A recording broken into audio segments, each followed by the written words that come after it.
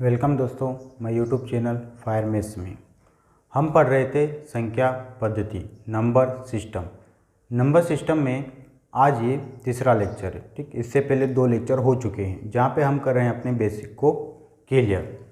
आज हमारे सामने कुछ सूत्र हैं, ठीक है, या कुछ सूत्र हैं जिनके माध्यम से हम सवालों को हल करेंगे। ठीक, इसके बाद संख्या पद्धति का एक और लेक्चर रहेगा जिसमें हम प्रश्नोत्तर को हल करेंगे। ठीक है, तो आज अगर हम पढ़ेंगे कुछ सूत्र और उन पर आधारित कुछ प्रश्न। ठीक है, तो पहला सूत्र है प्रथम n प्राकृत। अच्छा चलो एक बार अपन रिवीजन कर लेते हैं। हमने क्या क्या पढ़ा अभी तक? हमने पढ़ा है सम संख्या, हमने पढ़ा है विषम संख्या। सम संख्या क्या होती है? सम संख्या वो होती है जिसमें इकाई के स्थान पे 0, 2, 4, 6, 8 हो, सम संख्या कहलाती हैं। विषम संख्या जिसमें इकाई के स्थान पे 1, 3, 5, 7, 9 हो, वह विषम संख्या कहलाती हैं। अभाज्य संख्या वह संख्या जो किसी भी पाढ़े में नहीं आती हैं, एक और स्वयं के अलावा अभाज्य संख्या कहलाती हैं। 1 से 100 तक जो अभाज्य संख्या होती हैं वो 1 से 100 तक अभाज्य संख्या 25 होती हैं। ठीक है, इसके बाद हमने पढ़ा प्राकृत संख्या, नेचुरल नंबर। जो प्राकृत संख्या होती है वो हमेशा 1 से स्टार्ट होती है, पूर्ण संख्या हमेशा 0 से स्टार्टिंग होती है। ठीक, इसके बाद हमने पढ़ा स्थानीय मान सारणी। ठीक है, भारतीय अंकन पद्धति में संख्याओं को लिखते हैं, पढ़ते हैं, करोड़ तक पढ़ा। पहला घर होता है इकाई, हजार, लाख, करोड़।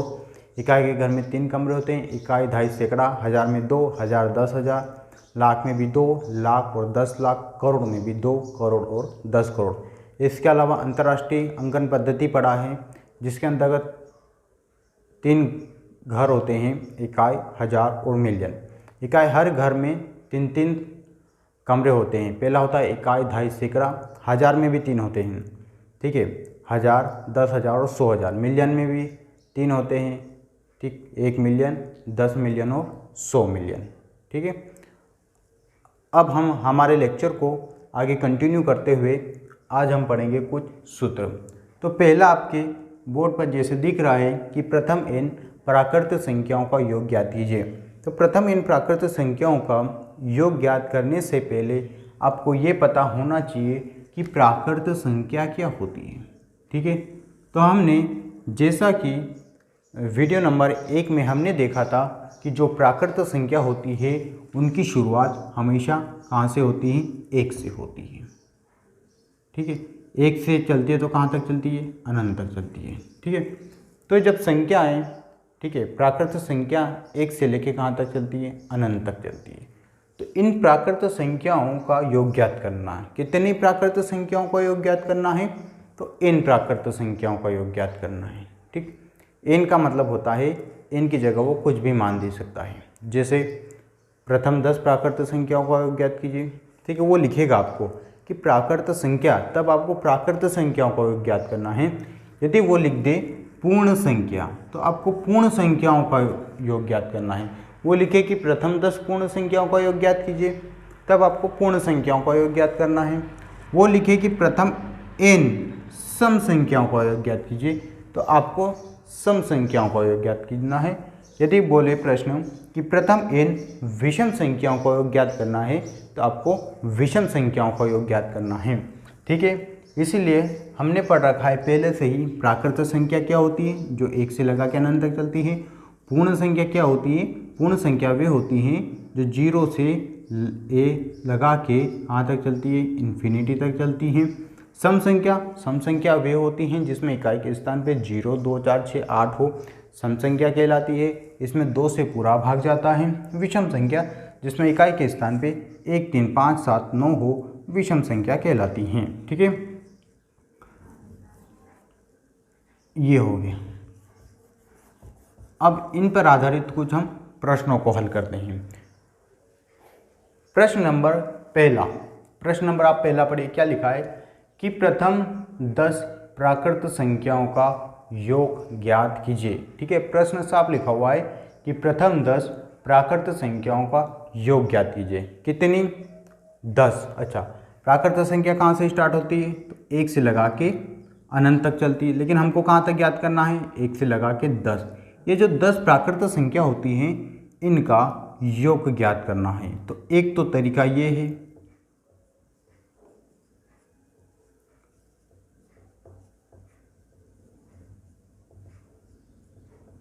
ये इसके द्वारा आप क्या कर सकते हैं, 1 से लगा के 10 तक की प्राकृत संख्याओं का योग ज्ञात कर सकते हैं। ठीक है। दूसरा तरीका ये है, हमारे पास एक सूत्र है, क्या है कि 10 प्राकृत संख्याओं का योग पूछा है तो हम क्या करेंगे, n की जगह 10 रखेंगे, n+1 10 और एक कितना हो गया 11/2 काटेंगे, 2 एकम 2 2 पंजा 10 11 पंजा 55। ठीक है। तो ये हो गया हमारी 1 से लगा के 10 तक की संख्याओं का योग 55। एक तो ये तरीका है हमारे पास, ठीक है, जो कि बहुत ही लंबा है, क्योंकि देखो अगर 1 से 10 तक प्राकृत संख्या का योग आया आप इनको जोड़ देंगे, लेकिन अगर प्रश्न आ गया कि 1 से लगा के 50 तक की संख्याओं का योग ज्ञात कीजिए, तब हमारा ये वाली विधि काम नहीं आएगी। उसके लिए हमें कहाँ पे जाना होगा, सूत्र पे जाना होगा। तो आपको सामने जो सूत्र दिख रहे हैं ये आपको याद होना चाहिए। ठीक है। तो हो गए प्रथम 10 प्राकृत संख्याओं का क्या करना है, योग ज्ञात करना है। ठीक है। आ गया सूत्र क्या है, सूत्र में मान को कैसे रखना है। ठीक है, स्पष्ट हो गया। देखो इसमें कुछ समझाने जैसा नहीं है कि सूत्र में क्या है, सूत्र में क्या मान रखना है। ठीक है, इसलिए इन पे हम ज़्यादा डिस्कशन नहीं करेंगे, इनके बस 1 या 2 सवाल करते जाएंगे और आगे बढ़ेंगे। ठीक है। तो प्रथम 10 प्राकृत संख्याओं को योग ज्ञात करना है तो हमने सूत्र में मान रखा, n की जगह रखा हमने 10। ठीक है, n+1 है तो इसकी जगह 10 और 1 कितना हो गया 11/2 काट दिया, हो गया कितना 55। आप मौखिक रूप से भी इसको हल कर सकते हैं। ठीक है। अगला प्रश्न, अब अगला प्रश्न क्या है हमारा कि प्रथम 15 पूर्ण संख्याओं का योगफल ज्ञात कीजिए। ठीक है। तो क्योंकि उसने क्या लिखा है, प्रथम 15 पूर्ण संख्या, तो जो संख्या होती है पूर्ण संख्या वो कहाँ से स्टार्ट होती है, 0 से स्टार्ट होती है, 0 से लगा के कहाँ तक चलती है, अनंत तक चलती है। लेकिन उसने हमसे क्या पूछा है, सिर्फ 15 तक की 15 संख्याओं ना, 15 तक की नहीं पूछा, उसने क्या लिखा स्पष्ट पढ़ लेना, प्रथम 15 पूर्ण संख्याओं का योगफल ज्ञात कीजिए। तो प्रथम 15 पूर्ण संख्या कौन सी हो जाएगी, 1 से लगा के 14 तक। ठीक है, कहाँ तक चलेगी ये, 14 तक चलेगी। अच्छा 14 तक क्यों चलेगी, क्योंकि इसमें 0 शामिल हो गया, 1 से लगा के 14 तक तो ये हो गई, और क्या हो गया 0 शामिल हो गया, तो टोटल कितनी हो गई 15। तो हमें यही ज्ञात करना है कि प्रथम 15 पूर्ण संख्याओं का योगफल ज्ञात करिए। तो एक तो यही तरीका हमारा ट्रेडिशनल कि हम 0 +1 +2 +3 करके कितना कहाँ तक जोड़े, 14 तक जोड़े।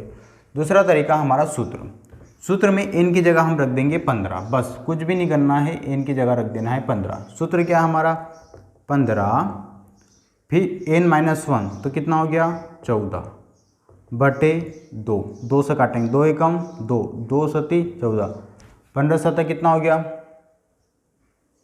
105, तो ये आ गया। तो प्रथम 15 पूर्ण संख्याओं का योग कितना होता है, प्रथम 15 पूर्ण संख्याओं का योग 105 होता है। ठीक है, हो गया। सूत्र में मान कैसे रखते हैं, अच्छा मैं ये गुणे का चिन्ह क्यों लगा रहा हूँ, क्योंकि देखिए यहाँ जब हम बात करेंगे कि n और ये जब कोष्टक आता है, इन दोनों के बीच में संबंध बताने का काम कौन सा करता है, गुणा। ठीक है, कभी भी कुछ भी आपके सामने लिखा हो, ये ऐसा लिखा हो, तो इसका मतलब होता है ये गुणे को दर्शाता है कि इसका गुणा करना है इस पूरे कोष्टक का अंदर। ठीक है, इन दोनों के बीच में कोई चिन्ह ना है ना, तो इसका मतलब होता है कि इन दोनों के बीच में गुणा का चिन्ह है। जब हम व्यंजकों का सरलीकरण करेंगे तब और इस बात को स्पष्ट करेंगे कि जब किसी कोष्टक के बीच में कोई भी चिन्ह नहीं होता है तो उसे हम गुणा का चिन्ह मानते हैं। इसीलिए हम 15 × 14 करें, क्योंकि 15 में से 1 को घटाएंगे कितना हो जाएगा 14। ठीक है, अगला प्रश्न देखिए, प्रथम 10 सम संख्याओं का योग ज्ञात कीजिए। देखिए प्रश्न को पढ़ना है, समझना है।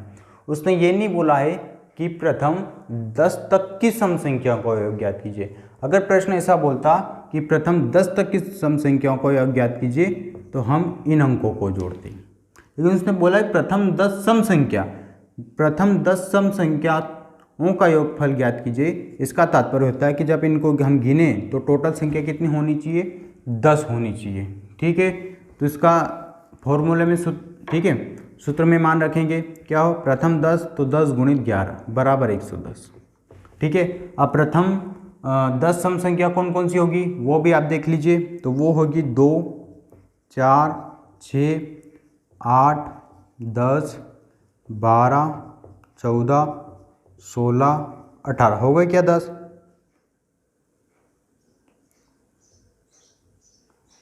और ये ठीक है, यदि इन संख्याओं को हम जोड़ेंगे तो कितना आएगा हमारा योगफल 110 आएगा। ठीक है, या तो हम इनको एक एक करके जोड़ें या फिर हम सीधे सूत्र में मान रखें, क्योंकि हमको सीधा मान रखना याद होना चाहिए। डायरेक्ट हमको क्या याद होना चाहिए, सूत्र याद होना चाहिए कि प्रथम n सम संख्याओं का योग n+1 होता है। ठीक है, या आप इसको ऐसे भी याद रख सकते हैं कि उसने सम संख्या को अगर शब्द का उपयोग किया है तो हम उसमें एक को जोड़ेंगे और गुणा कर देंगे। जैसे उसने बोला कि 50 सम संख्याओं का योग तो 50 गुणित 51। ठीक है, फिर अगला प्रश्न है, अगला प्रश्न पढ़ो क्या दे रखा है, प्रथम 6 विषम संख्याओं का योग ज्ञात कीजिए। प्रथम 6 विषम संख्या कौन कौन सी है बताइए, 1, 3, 5, 7, 9 और 11। यह कौन सी हो गई, प्रथम 6 विषम संख्या। अब इनका क्या करना, योग ज्ञात करना।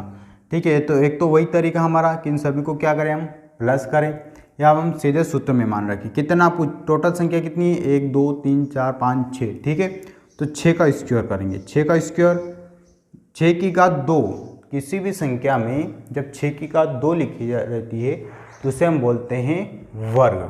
ठीक है, तो 6 की घात 2 का मतलब होता है 6 गुणित 6 बराबर 36। तो ये हमारा उत्तर हो गया कि प्रथम 6 विषम संख्याओं का योग कितना होता है, 36 होता है। अगर आप इनको जोड़ेंगे तो योग कितना आएगा, 36 के बराबर आता है। ठीक है, अगर घात का वर्णन हुआ है तो यूँ तो हम घात और घातांक करणीय सब पढ़ेंगे, पर एक बात को ध्यान रखना, मान लो संख्या लिखी है 2 की घात 5। ठीक है, तो इसका तात्पर्य होता है कि इस 2 का आपस में गुणा करना है 5 बार। कितनी बार, 5 बार। 2 गुणित 2 गुणित 2 गुणित 2, और जो भी उत्तर आए वो लिख देना। ठीक है, इसकी घात मान लो 10 लिखा होता तो हम क्या करते, 2 की घात लिखते कितनी, 2 का गुणा करते आपस में कितनी बार, 10 बार। ठीक है, तो क्योंकि यहाँ 6 की घात 2 लिखी है तो 6 की घात 2 का तात्पर्य होता है तो 6 का 2 बार आपस में गुणा करना है। यहाँ 6 की घात 3 होता तो हम 6 का आपस में 3 बार गुणा करते हैं। ठीक है, ये छोटी छोटी बातों को भी आपको ध्यान में रखना है। ठीक है, तो ये हो गए हमारे कुछ सूत्र, इन पर आधारित कुछ सवाल। इनके अलावा हम कुछ और सवालों की प्रैक्टिस करेंगे इन सूत्रों पर हम ज़्यादा प्रैक्टिस नहीं करेंगे, क्योंकि अगर आपने सूत्र याद कर लिया तो आप सीधे इनका इम्प्लीमेंट कर सकते हैं हर जगह पे। ठीक है, अब अगला पढ़ो क्या दे रखा है, भाज्य बराबर भाजक गुणित भागफल धन शेषफल। वैसे तो जब हम जोड़ना, घटाना, गुणा, भाग की बात करेंगे तब ये सूत्र जो है वो पढ़ना हमको, लेकिन जब हम संख्या पद्धति की बात करते हैं, नंबर सिस्टम की, तो उसमें इस प्रकार के सवालों को देखा जाता है। ठीक है, कि ये भी संख्या पद्धति के नंबरों के अंतर्गत ही आता है। वैसे तो जब हम भाग सीखते हैं तब इनका उपयोग करते हैं। ठीक है, तो भाज्य क्या है, भाजक क्या है, भागफल क्या है, शेषफल क्या है। ठीक है, तो जब आपने किसी भी संख्या में जब आप भाग लगाते हैं,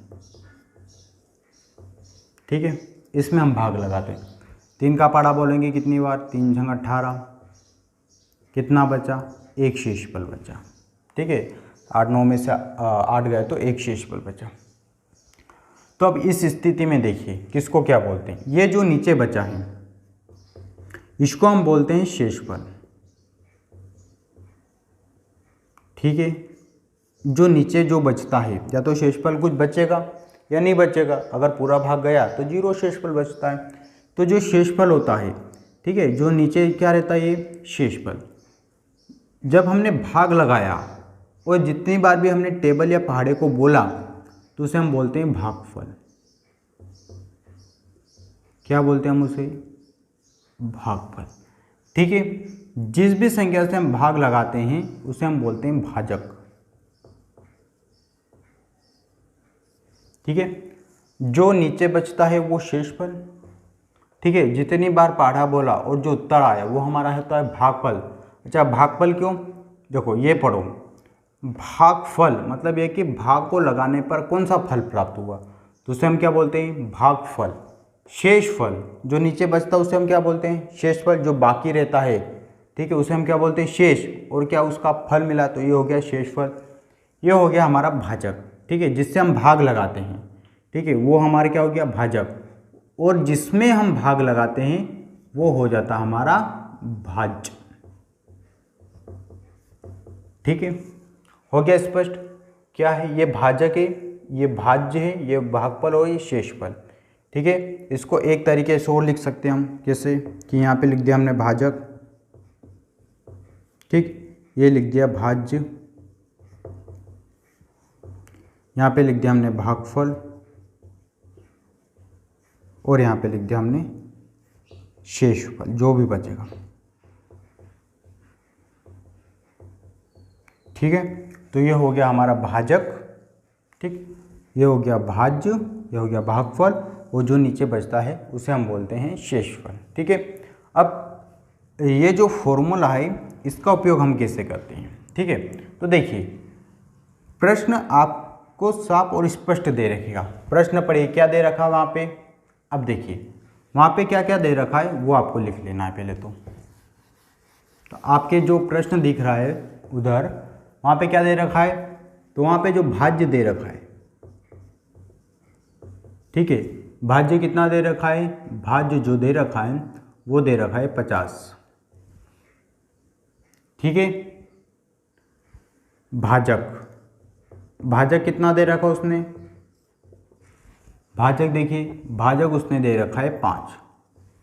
ठीक है, भागफल उसने कितना दे रखा है? भागफल पढ़िए, भागफल कितना दे रखा है? ठीक है, भागफल उसने दे रखा है 10। आपसे क्या पूछा है? शेषफल।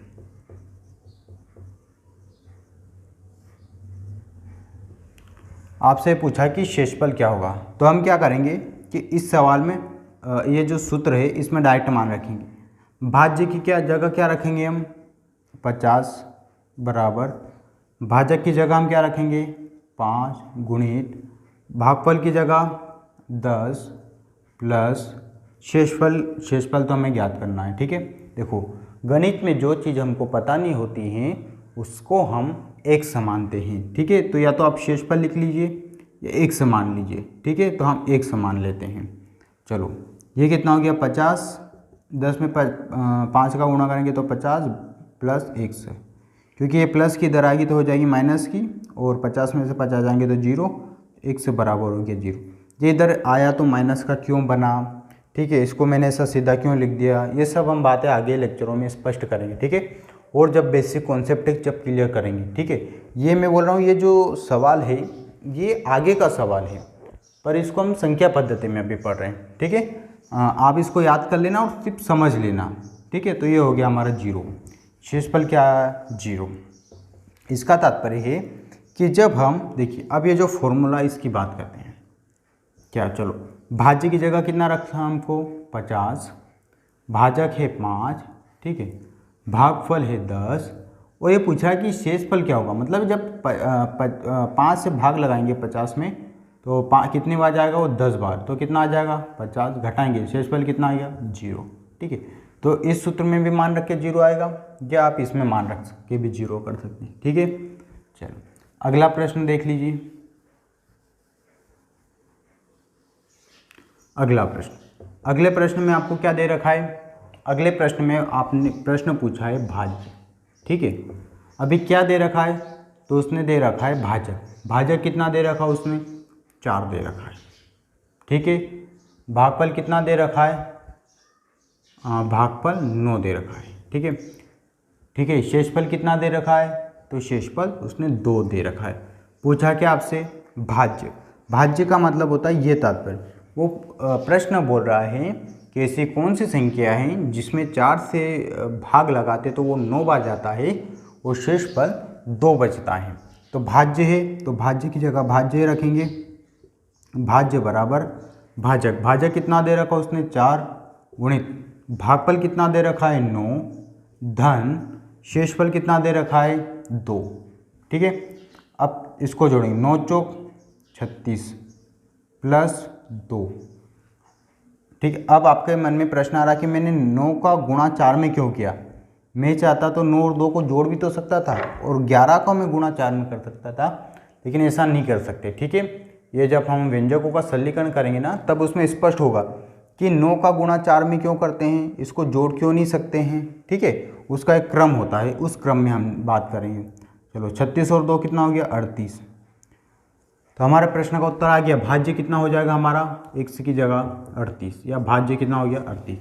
मतलब हम बोल रहे हैं कि यदि 38 में हम 4 से भाग लगाते हैं और 9 बार पहाड़ा बोलते हैं तो शेषफल कितना बचता है 2 बार। चलो उत्तर की जांच कर लो, अंदर कितना रखना हमको 38, किससे भाग लगाना है 4 से, भाग कितनी बार लगाना है 4 का पहाड़ा 9 बार, बोलो कितना आएगा 36, घटाएंगे कितना बचेगा 2। तो उत्तर हो गया सही है बिल्कुल कि 4 से जब हम भाग लगाएंगे 38 में 9 बार तो शेषफल कितना बचता है 2 बचता है। ठीक है, अब देखो इसमें वो भाज्य भाजक भागफल शेषफल चारों में से 3 कौन सा भी दे सकता है आपको, कौन सा भी आपका क्या पूछ सकता है प्रश्न पूछ सकता है। ठीक है, वो भाज्य दे दे, शेषफल दे दे, ठीक है, भाजक दे दे, भागफल पूछ ले, कुछ भी पूछ सकता है प्रश्न। ठीक है, अगर आपको देखो भाज्य भाजक और शेषफल दे तो आप नॉर्मल सूत्र में भी इसका क्या रख सकते हैं, मान रख के उत्तर ला सकते हैं। ठीक है, और एक सूत्र होता है। ठीक है, इसका जब हम भाग पढ़ेंगे तब और अच्छे से स्पष्ट करेंगे कि आखिर सूत्र का क्या महत्व है और ये कैसे मतलब इसको उपयोग करके हम भाग को और सरल कर सकते हैं। ठीक है, ये क्योंकि संख्या पद्धति में ये दे रखते हैं इसलिए पढ़ना हमारे लिए आवश्यक हो जाता। तो ये बस आपको सूत्र याद रखना है कि भाज्य भाजक भागफल और शेषफल, पहला काम ये, और दूसरा ये पता होना चाहिए किसे हम भाजक कहते हैं, किसे भाज्य कहते हैं, किसे शेषफल कहते हैं, किसे भागफल कहते हैं। अगर ये दोनों बातें आपको पता है तो आप फिर सवाल को हल कर देंगे, इससे कोई इसमें बड़ी बात नहीं है। ठीक है, हर एक कोई कर देगा इसमें।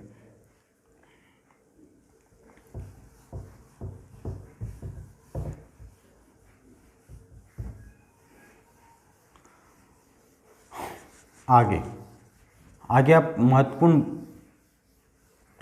कॉन्सेप्ट पे बात करेंगे। ठीक है,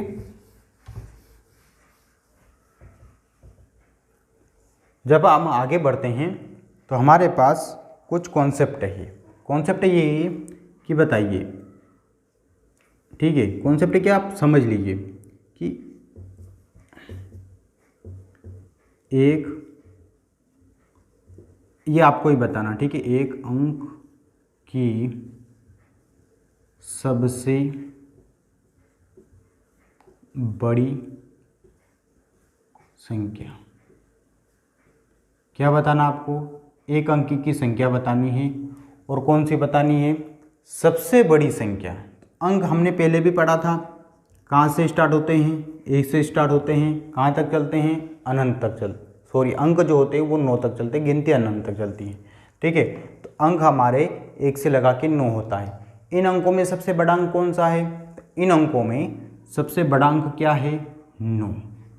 तो 9 को हम बोलेंगे एक अंक की सबसे बड़ी संख्या। तो एक अंक की सबसे बड़ी संख्या क्या हो गई 9 हो गई।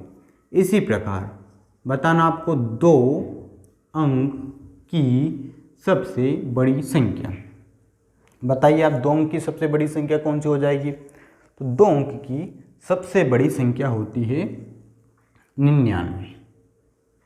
अच्छा 99 क्यों, क्योंकि देखिए अगर 99 से एक आगे गए तो कितना आ जाएगा 100, और 100 में कितने अंक है 1 2 3, तो ये 3 अंकों की हो जाएगी संख्या।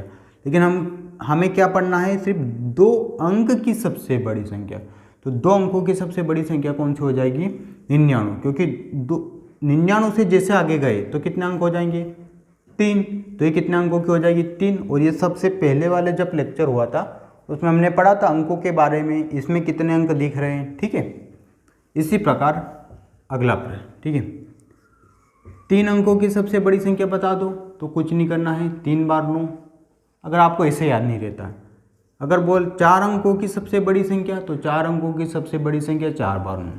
ठीक है, ऐसे कितनी भी बार पूछे, ठीक है, सवाल पूछे मान लो 10 अंकों की सबसे बड़ी संख्या तो 10 बार 9 9 9 लिख देना, 8 अंकों की सबसे बड़ी संख्या तो 8 बार 9 9 लिख देना। ठीक है, ये आपको ध्यान में रखना है। ठीक है, 1 अंक की सबसे बड़ी संख्या 9, बड़ी संख्या पूछे तो 2 अंक की सबसे बड़ी संख्या 99, 3 अंक की सबसे बड़ी संख्या 999। ठीक है, हमको क्या करते जाना, 9 9 को बड़ा, उसने जितनी बार बोला उतनी बार 9 लिख देना।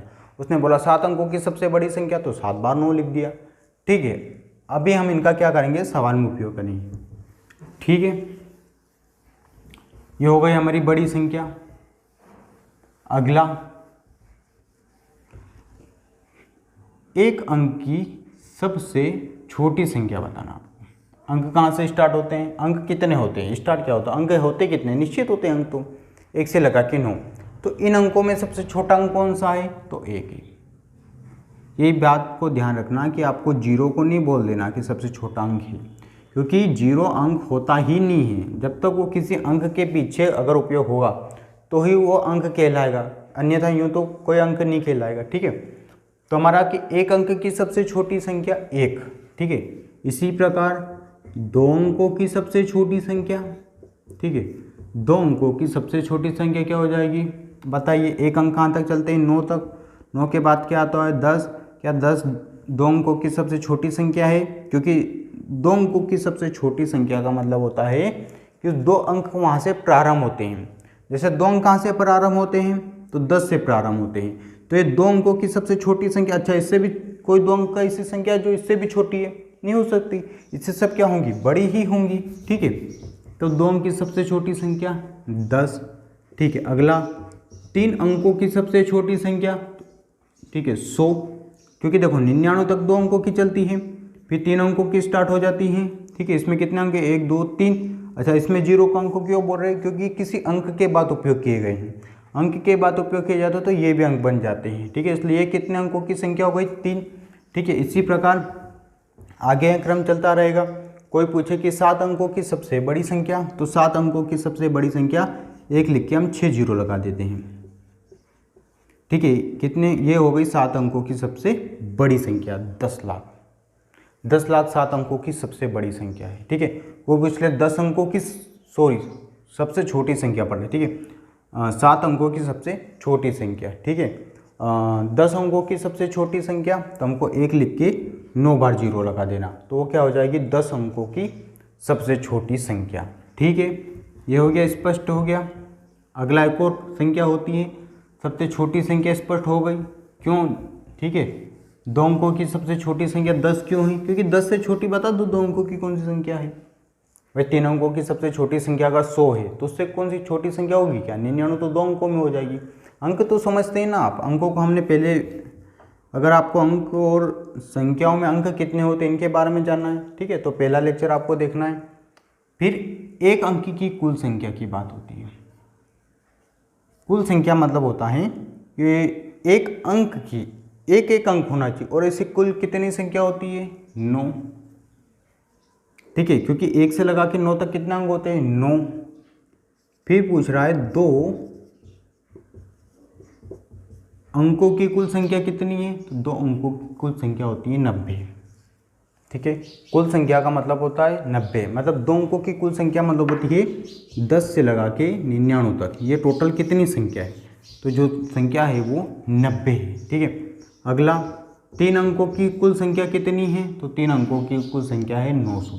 ठीक है, 9 लगा के उतने 0 लगा देना, मतलब है कि 100 से स्टार्ट होके 999, ये टोटल संख्या कितनी है जब इनको गिनेंगे तो कितनी आ जाएगी, 900। इसी प्रकार ये क्रम आगे चलता रहेगा। 10 अंकों की कुल संख्या, तो 9 लिख के 8 0 लगा देना है। ठीक है, ये हो गया। तो हो गया बड़ी संख्या, छोटी संख्या और कुल संख्या।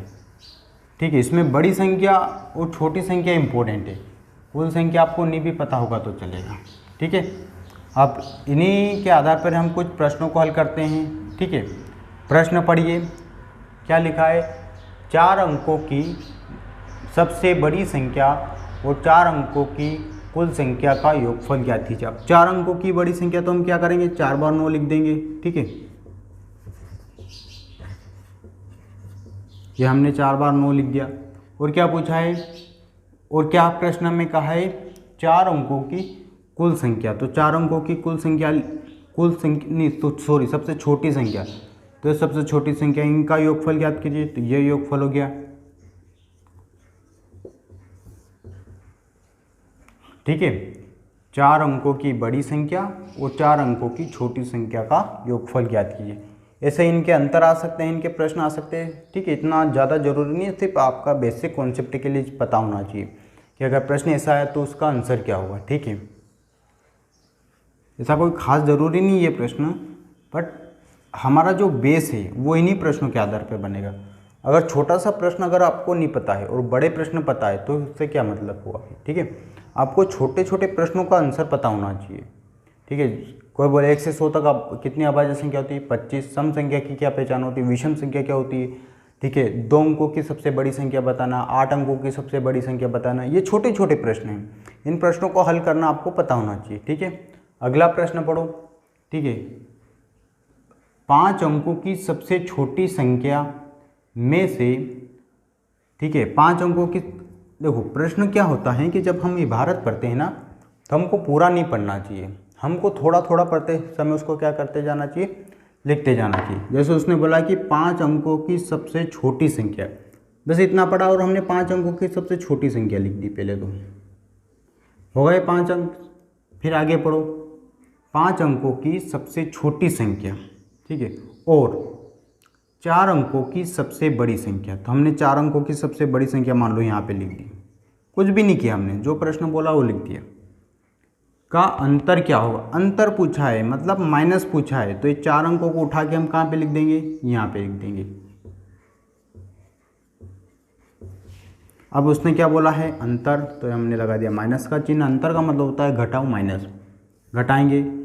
ठीक है, डायरेक्ट 10,000 में से 9,999 गए तो कितना बचता, हमेशा 1 बचता है। ठीक है, प्रश्नों को कैसे पढ़ना है, प्रश्न को हमेशा थोड़ी सी लाइन पढ़ लेना है। ठीक है, पहले तो एक बार उस पे पूरे पे नज़र मार लो, पूरा प्रश्न पढ़ लिया, दो संख्या पूछी, उनका अंतर पूछा मतलब माइनस पूछा। ठीक है, फिर उसने बोला बड़ी से छोटी संख्या, तो हमने छोटी संख्या लिख ली 5 अंकों की। उसने बोला 4 अंकों की सबसे बड़ी संख्या, तो हमने 4 अंकों की सबसे बड़ी संख्या लिख ली। उसने पूछा अंतर, तो हमने घटा दिया। हमने इसके अलावा कुछ किया क्या, जैसा जैसा प्रश्न बोलता जा रहा है ऐसा ऐसा हमने कर लिया। लेकिन आपको ये पता तो होना चाहिए ना कि सबसे बड़ी संख्या क्या है, सबसे छोटी संख्या क्या है, तो इन्हीं कॉन्सेप्टों को हम क्लियर कर रहे हैं। ठीक है, ये हो गया हमारी बड़ी संख्या और छोटी संख्या पर आधारित कुछ प्रश्न। ठीक है, और कुछ महत्वपूर्ण हमने सूत्र लिख लिए हैं, उनके आधार पर हमने समझ लिया है। ठीक है, इसी के साथ में जो संख्या पद्धति का जो बेसिक कॉन्सेप्ट होता है वो सब क्लियर हो जाते हैं आपके। ठीक है, इसके अलावा संख्या पद्धति में कुछ नया नहीं है। ठीक है, हम जब अगला लेक्चर आएगा तो उसमें हम कुछ सवालों को हल करेंगे। ठीक है, संख्या पद्धति पर आधारित कुछ सवाल नए नए पैटर्न के होंगे। ठीक है, इसमें भी हम कुछ सवालों को क्या कर लेते हैं, हल कर लेते हैं। ठीक है, अभी हमने क्या पढ़ा, बड़ी संख्या और छोटी संख्याओं के बारे में पढ़ा। अब प्रश्न आपका है कि 4 अंकों की बड़ी से बड़ी संख्या ज्ञात कीजिए। पहले तो इतना ही प्रश्न पढ़ना आपको। ठीक है, प्रश्न आपको दिख रहा है, क्या बोला उसने, 4 अंकों की बड़ी से बड़ी संख्या ज्ञात कीजिए। तो पहले हमको 4 अंकों की बड़ी से बड़ी संख्या पता होना चाहिए। यहाँ तो कोई डाउट है क्या, उसने बोला 4 अंकों की बड़ी से बड़ी संख्या ज्ञात कीजिए, तो हमने 4 अंकों की बड़ी से बड़ी संख्या लिख लिया। हमने प्रश्न पढ़ा ही नहीं। यही प्रश्न होता है, प्रश्नों को जो सोल्व करने का तरीका होता है यही होता है कि हमने प्रश्नों को थोड़ा सा पढ़ा और उसको लिख लिया। आगे हम पढ़ेंगे, पर हमें इतना पता हो गया कि 4 अंकों की बड़ी से बड़ी संख्या उसने पूछा है। फिर आगे क्या है, प्रश्न पढ़ो, 4 अंकों की बड़ी से बड़ी संख्या ज्ञात कीजिए जो 16 से पूर्णतः विभाजित हो।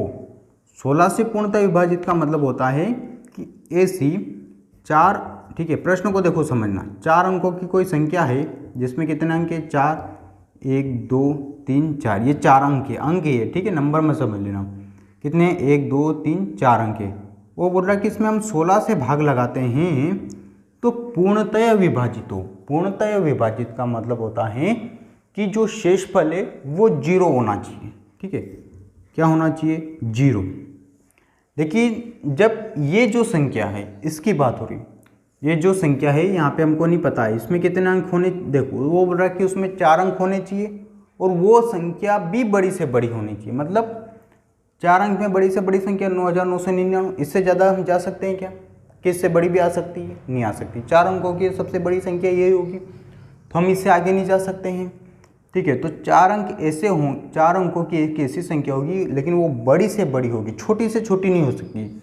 हो सकता है कि एग्जाम्पल के रूप में आपको समझा रहा हूँ कि ठीक है, मान लो इसमें भी पूरा भाग चला जाए और इसमें भी पूरा भाग चला जाए, लेकिन वो क्या बोल रहा है, बड़ी से बड़ी संख्या, तो हमको बड़ी की ओर अधिक चलना है। ठीक है, इनकी तरफ नहीं होगा। ऐसा नहीं है कि 4 अंक की स्टार्टिंग कहाँ से होती है? अच्छा बताइए, 4 अंक की स्टार्टिंग होती है 1000 से, यहीं से होती है 4 अंकों की शुरुआत। चलते कहाँ तक है? 9999 तक। तो इन दोनों के बीच में संख्या बतानी है, लेकिन जो 16 से पूर्णतः विभाजित हो। लेकिन इन दोनों के बीच में तो बहुत सारी संख्या होगी जो 16 से क्या हो, पूर्णतः विभाजित हो। फिर वो प्रश्न स्पष्ट कर रहा, क्या होना चाहिए? वो संख्या बड़ी से बड़ी होनी चाहिए। मतलब इधर छोटी साइड नहीं होना चाहिए, बड़ी से बड़ी होनी चाहिए। मतलब कि 4 अंकों की बड़ी से बड़ी संख्या निकालना है आपको, ऐसी कि इसके अलावा 4 अंकों की और कौन सी भी संख्या नहीं है जिसमें 16 से पूर्णतः भाग चला जाए। ठीक है, तो इसके लिए हमें, ठीक है, तो इसके लिए कुछ भी नहीं करना, हमको 4 अंकों की बड़ी से बड़ी संख्या पता होना चाहिए। उसने बोला बड़ी से बड़ी संख्या, तो हम बड़ी से बड़ी संख्या ले लेंगे। भैया यही मान लो कि यही मान लिया कि यही सबसे बड़ी संख्या है, जिसमें क्या है, 16 से पूर्णतः भाग चला जाता है। हमने कुछ किया? कुछ भी नहीं किया। प्रश्न को अभी तक पढ़ा है, समझा है और इतना हमको पता चला है। ठीक है, बाकी इसके आसपास की बातों को मैंने समझा दिया कि 4 अंक की संख्या कहाँ से स्टार्ट होती है, कहाँ तक चलती है, ऐसा क्यों लिखा वो भी समझा दिया। ठीक है, तो हमने मान लिया कि 4 अंकों की यही सबसे बड़ी संख्या जिसमें 16 से पूर्णतः भाग चला जाता है। ठीक है, अब इसमें भाग लगाएंगे, 2 अंक लेते हैं। ठीक है, 16 का पारा 6 बार बोलेंगे, कितना आएगा? 96। घटाएंगे, कितना बचेगा? शेषफल 3, ऊपर 9 में से 9 गया तो 10, ऊपर से क्या उतारेंगे हम? अगला अंक 9 है तो 9 को उतार लिया। अब 16 का पारा कितनी बार बोलेंगे? 2 बार, कितना आ जाएगा? 32। नॉर्मली भाग लगा रहे हैं। ठीक है, भाग कैसे लगाते ये भी हम सीखेंगे। ऊपर से क्या उतारा? 9। ठीक है, 16 चौक 64, क्योंकि 16 5 10 से ज़्यादा हो जाएगा। ठीक है, घटाएंगे, कितना बचेगा? 5, कितना बचेगा? 15।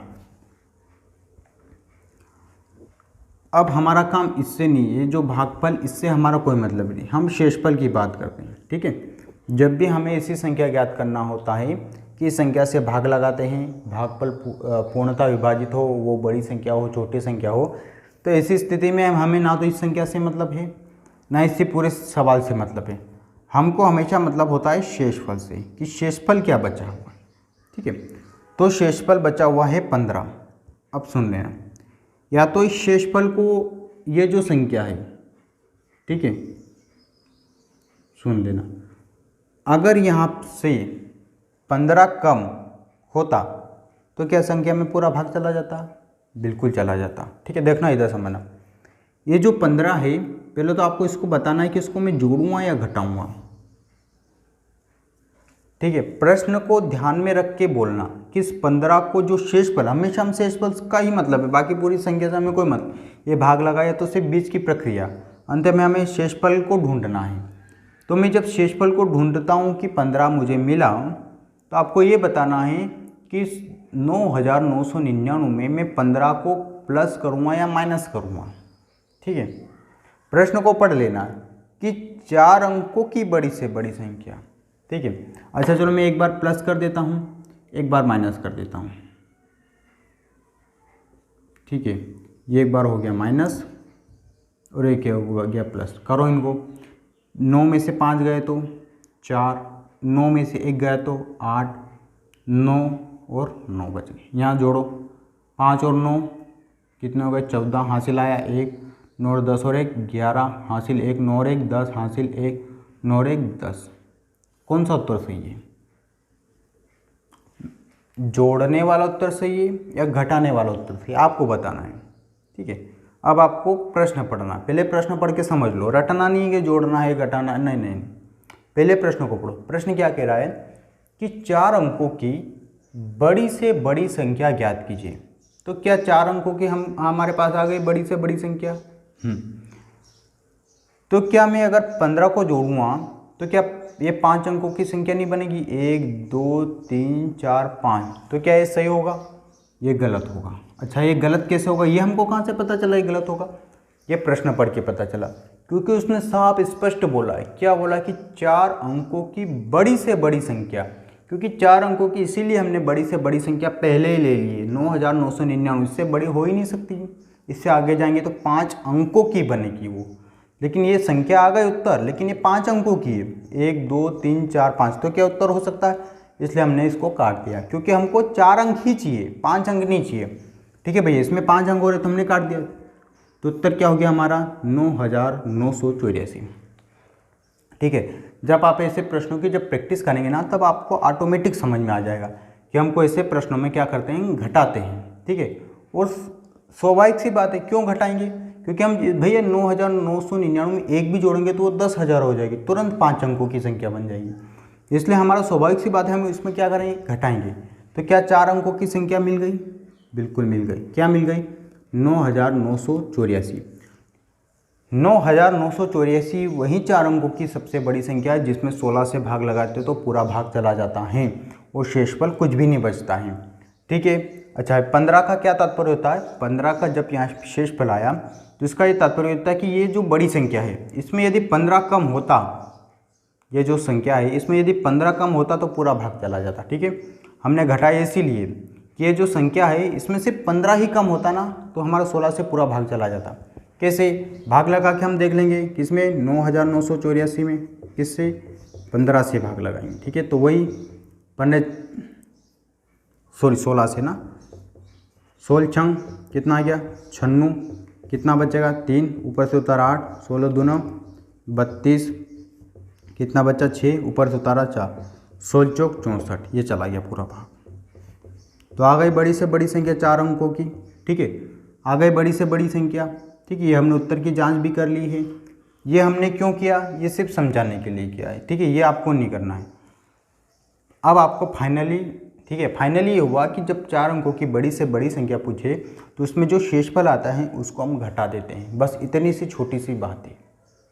ठीक है, घटा क्यों देते हैं? क्योंकि आपको कॉमन सेंस लगाना है कि क्योंकि 9999 है, इसमें अगर मैंने एक भी जोड़ दिया तो 5 अंकों की हो जाएगी, इसलिए मैं इसमें से घटा रहा हूँ। बस इतना सा आपको ध्यान रखना। ठीक है, बाकी बेसिक चीज़ें मैंने समझा दी, क्यों घटा रहे हैं, इसका क्या अर्थ होता है। ठीक है, तो ये हो जाता हमारा प्रश्न कंप्लीट। आ गया समझ में?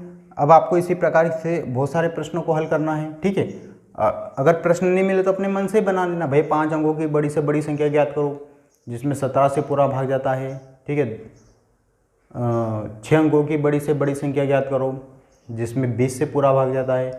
ठीक है, ऐसे पूरे प्रश्न पढ़ लाना। 4 अंकों की बड़ी से बड़ी संख्या ज्ञात करो, बताओ जिसमें 24 से पूरा भाग जाता है। ये अपने मन से प्रश्न बना लेना। इनके लिए कोई किताब पर्टिकुलर की जरूरत नहीं होगा कि यही किताब की जरूरत है।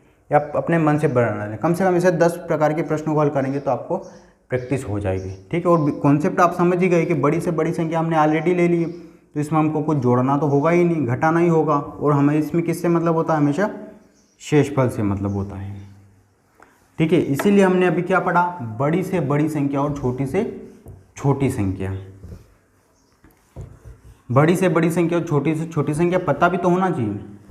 प्रश्न पूछ लिया कि 5 अंकों की बड़ी से बड़ी संख्या ज्ञात कीजिए, जिसमें 24 से पूरा भाग चला जाए। तो भाई हमको 5 अंकों की बड़ी से बड़ी संख्या भी तो पता होना चाहिए, तभी तो हम प्रश्न को हल करेंगे।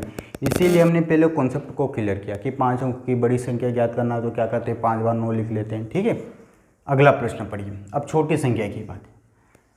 प्रश्न वही तरीका है हमारा, थोड़ा सा पढ़ना। प्रश्न क्या बोल रहा है कि 5 अंकों की छोटी से छोटी संख्या। तो भाई 5 अंकों की पहले तो छोटी से छोटी संख्या पता होना चाहिए।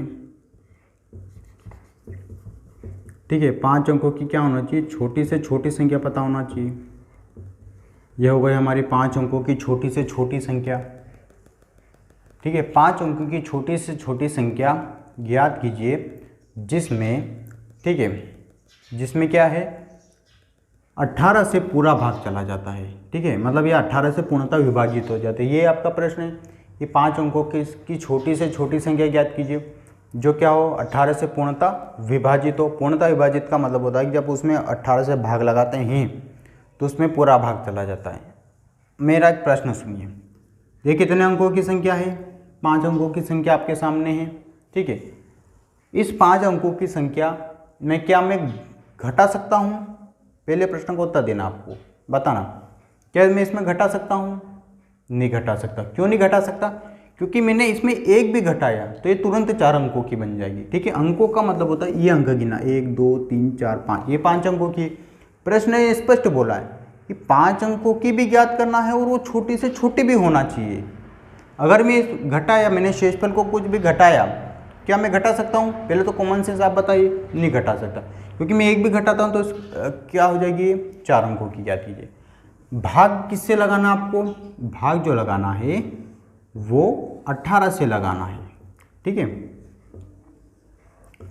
ये पहले आ गया समझ में कि ऐसा क्यों कर रहे हैं हम, ठीक है। भाग क्यों लगा रहे हैं, ऐसा क्यों लिख रहा हूँ मैं कि इसमें भाग लगा के देख रहा हूँ, ठीक है। चलो भाई 18 से भाग लगाते हैं, ठीक है। संख्या में पहले हम भाग लगाते हैं। 5 बार जाएगा, क्या आएगा? कितना बचेगा? 10। फिर वही 5 बार, फिर 10, फिर ऊपर से उतार लीजिए, फिर 5 बार। 5 बार गया कितनी बार? चलो भैया शेष फल क्या बचा हमारा? 10, ठीक है। अब यहाँ से इसको करने के 2 तरीके हैं, या तो आप शेष फल को ला के छोड़ दीजिए, ठीक है। अब कुछ नहीं करना है आपको, कि आपको पता चल गया है कितनी संख्या है, ये 5 अंकों की संख्या है, ठीक है। इसमें जो भी होगा मुझे जोड़ना होगा, लेकिन मैं इसमें 10 नहीं जोड़ सकता, ठीक है। क्योंकि छोटी से छोटी संख्या जब हम ज्ञात करते हैं तो हमको देखना होता है कि 10 जो है, ठीक है, 10 जो आ रहा है इसमें कितना और कम हो रहा, मतलब जो भाग लगा रहे हैं 18 से, तो यहाँ कितना होता तो पूरा भाग चला जाता, आपको बताना। 10 तो है हमारे पास, अगर 8 और होता तो पूरा भाग चला जाता। अरे ये जो संख्या है, ये 10 जो आ गया शेषफल हमारा, इसमें यदि 8 अगर और होता, अगर यहाँ 18 होता तो पूरा भाग चला जाता, ठीक है, सवाल कंप्लीट हो जाता। लेकिन यहाँ पे क्या है? 10। हमको और कितने की ज़रूरत है? हमको और 8 की ज़रूरत है, ठीक है भैया। 8 की क्या है हमको और ज़रूरत है। तो मैं यहाँ 8 जो है इसको प्लस करूँगा या माइनस? बताना आपको। माइनस नहीं कर सकता, क्योंकि माइनस मैंने एक भी किया तो मैं 4 अंकों में चला जाऊँगा। मुझे क्या चाहिए? 5 अंकों में। जोड़ देंगे इसको 8, ठीक है। क्या आ जाएगा ये? 8, ठीक है। तो क्या हो गई हमारी संख्या? हो गई कितने अंकों की? 5 अंकों की छोटी से छोटी संख्या, ठीक है। क्या हो गई? 5 अंकों की छोटी से छोटी संख्या जिसमें 18 से पूर्णतः क्या जाता है? भाग चला जाता है, ठीक है। मैंने यहाँ पे जोड़ा क्यों है? ठीक है, आपको पता होना चाहिए क्यों जोड़ा।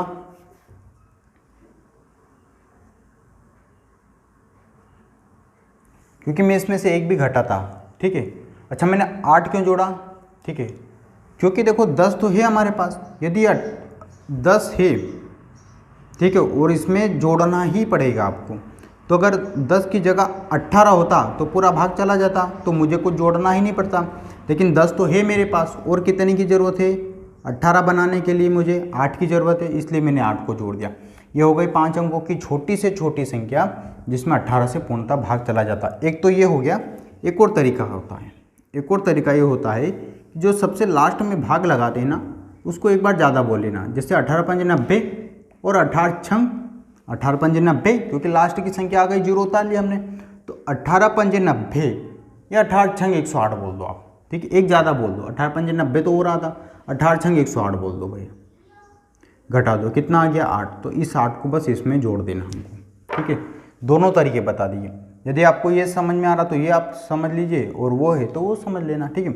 उसमें क्या करना है कि जो भी उत्तर आए उसमें और कितना जोड़ेंगे कि ये प्राप्त हो जाए, तो भाई 8 जोड़ेंगे तो 8 मिल जाएगा हमारा 18। एक तरीका ये हो जाता कि उसको एक बार एक्स्ट्रा बोल देना। आप यहाँ पे 5 नहीं रहेगा, हमने कितनी बार बोला? 6 बार, ठीक है। हालांकि इनसे हमें कोई मतलब नहीं होता है, हमने जो लास्ट कब में भाग लगाते हैं उसको एक बार एक्स्ट्रा बोल देना। जैसे 18 पंजे 90 हो रहा है, तो मैं 18 छंग 108 चला जाऊँगा, उसको फिर आपस में घटाएंगे तो कितना बचेगा, 8 बचेगा। ठीक है, इस 8 को क्या करना है, जोड़ना। ये तो आपको पता चला गया ना, तो जोड़ना ही है, जोड़ना ही है। अगर जोड़ने की बात आती है तो उसमें हम या तो एक्स्ट्रा चले जाते हैं या फिर जो शेषफल बचता है उसको इसमें से उसको घटा देते हैं। ठीक है, दोनों बहुत सारे तरीके, पर ये है कि आपको समझना है। ठीक है, आपके कॉन्सेप्ट क्लियर होना चाहिए।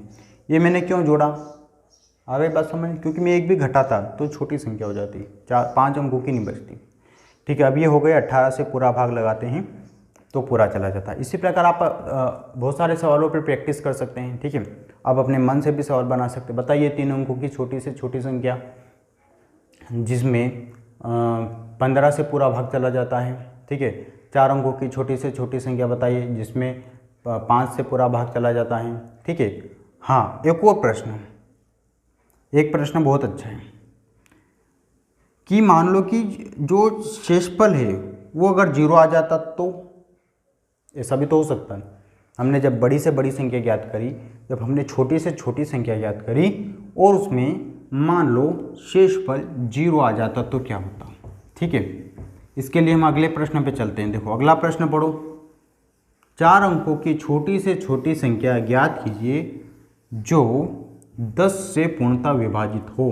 तो 4 अंकों की छोटी से छोटी संख्या हमने लिख दी, किससे विभाजित हो, 10 से पूर्णतः विभाजित हो। भाग लगाएंगे 10 से कम 10, हटा देंगे 0 0, ये कितने 0, भाग नहीं लग रहा है तो यहाँ 2 0 लगा दी। तो हमारा अल्टीमेटली जो शेषफल आया वो क्या आ गया, हमारा 0 आ गया, 0 आया। तो ऐसी स्थिति में हमको अब हमारा उत्तर क्या होगा, तो भाई प्रोसेस वही है, बस आपको ध्यान रखना है कि बस 0 आ गया तो यही हमारी संख्या हो गई ना भैया। उस प्रश्न पढ़ लो, उसने क्या बोला है कि 4 अंकों की छोटी से छोटी संख्या ज्ञात कीजिए जो 10 से पूर्णतः विभाजित हो। तो भैया 4 अंकों की छोटी से छोटी संख्या यही है, इससे छोटी और है ही नहीं, और इसमें ही पूरा भाग चला गया, बस यही उत्तर आ गया हमारा। ठीक है, अगर कंडीशन 0 हो रही, अगर 0 हो रहा है तो फिर उत्तर वही रहेगा, इसमें कोई बदलाव नहीं होगा। ठीक है, इसमें कोई बदलाव नहीं होगा अगर उत्तर 0 आ गया तो। ठीक है, बाकी आज के लिए बस इतना ही रखते हैं। ठीक है, अब संख्या पद्धति का जो नेक्स्ट लेक्चर आएगा उसमें हम सवालों की प्रैक्टिस करेंगे, जितने भी संख्या पद्धति से बन सकते हैं उन सवालों पे। देखिए हमारा जो सवाल करने का वो जो तरीका रहेगा वो थोड़ा अलग रहेगा। अलग किस प्रकार रहेगा कि हम प्रश्नों को समझेंगे, कि प्रश्नों को पढ़ के समझे कैसे, उनकी जो समझ है वो कैसे विकसित करें, कि प्रश्नों का आधा पढ़ना है, पूरा पढ़ना है, ठीक है, कितना पढ़ना है, उसको कैसे कैसे पढ़ते जाना और कैसे कैसे उसके लिखते जाना है, इन सब चीज़ों पे हम ध्यान देंगे। ठीक है, हमारा उद्देश्य नहीं है कि हम 2 × 2 = 4 बता दें, हाँ ये 2 × 2 4 होगी, नहीं, हमको समझ विकसित करना बहुत आवश्यक है। ठीक है, कि प्रश्न को समझा और उसकी समझ के आधार पर हमने उसको सोल्व किया, ना कि कोई तरीका है, ना कोई ट्रिक है, ना कोई सूत्र। ठीक है, बहुत कम महत्वपूर्ण सूत्र होंगे जो हम याद करेंगे, बाकी हमारा जो पूरा निर्भर होगा वो इन पे निर्भर होगा। ठीक है, जैसे अभी मैंने 2 सवाल आपको करवाए, इसमें बेसिक आपका हो गया, हम क्यों जोड़ते क्यों हैं, आखिर घटाते क्यों हैं, बिल्कुल बेसिक सब कॉन्सेप्ट आपके दोनों क्लियर हो गए होंगे। ठीक है, रटना बिल्कुल भी नहीं है कि इसमें जोड़ना ही है, इसमें घटाना ही नहीं, प्रश्न पढ़ा, उसको समझा और हमने उसको हल कर लिया। ठीक है, बस आपकी एक ही बात है इसमें सब की, आपको प्रैक्टिस करना इन सवालों पे, प्रैक्टिस करेंगे तो और अच्छे से आप कर पाएंगे। ठीक है, लगभग एक ही पैटर्न पे लगभग आपको 10 से 12 सवाल करना है, तब जाके आपकी प्रैक्टिस बनेगी। ठीक है, 1 या 2 सवाल करने से प्रैक्टिस नहीं होती, लगभग 10 12 सवाल 15 सवाल आपको एक ही तरह के सवाल करने होंगे, तब जाके आपकी प्रैक्टिस होगी। ठीक है, तो हमारा जो नेक्स्ट लेक्चर होगा वो पूरे सवालों पर डिपेंड होगा। ठीक है, हमने जो भी संख्या पद्धति में इन 3 लेक्चरों में समझा है उनमें सभी में क्या होंगे, सवाल होंगे। ठीक है, ओके, थैंक यू।